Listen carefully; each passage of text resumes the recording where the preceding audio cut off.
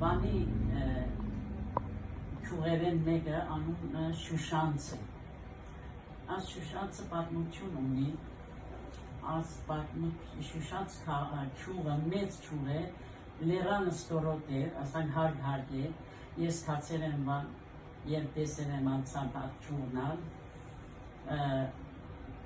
10-40 ժամ հեռու է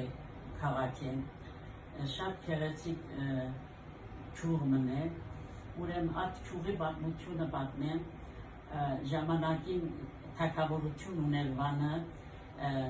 բզնունյաց թագավորություններ, ծովը կոչվեր բզնունյաց ծովը, վանի ծովը, ուրեմն թագուհի աղջիկը, թագավորի աղջիկը, անունը Շուշանիկ կլա,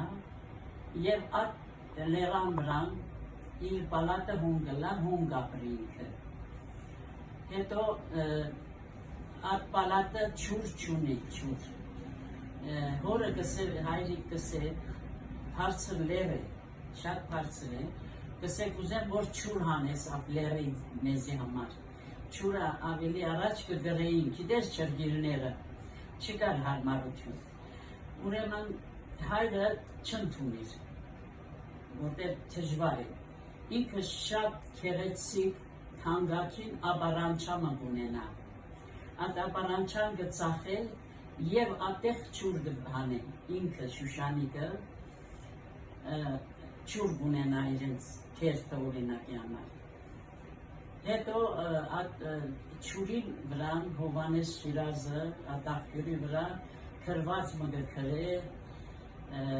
երկ մը կհոգվանգնեն, շատ գեղեցիկ Շուշանիկի աղբյուրի վրա։ Եթե կուզեք տնակ, եթե նակ երկր մեզի հետ։ Իչմը թժվար է, բայց ինչին է տնակ։ Հիմա ով է ձեզ հապուրում, իմ սիպանա եղնիկներ, ինչ որ սկան է ձեզ ցած բերում, իմ սիպանա եղնիկներ, ինչ որ սկան է ձեզ ցած բերում, իմ սիպանա եղնիկներ, վանաձոր կղզու վրա, ինչպես պիպը աչքի մեջ, կար մի տաճար աղթամարա, ուր կաղոտ էր մայրս խեղճ, կար մի տաճար աղթամարա, ուր կաղոտ էր մայրս խեղճ։ Հիմա ով է խմում ջուրը, ապարանչան աղբյուրից, ախ սիպանա սարի վրա, կաբաց թողած աղավնին, ախ սիպանա սարի վրա, կաբաց թողած աղավնին,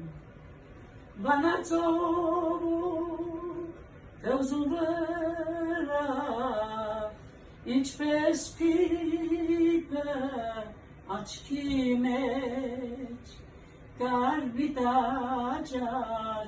աղթամարա, ուր կաղոտ էր մայրս խեղճ, կար մի տաճար աղթամարա, ուր կաղոտ էր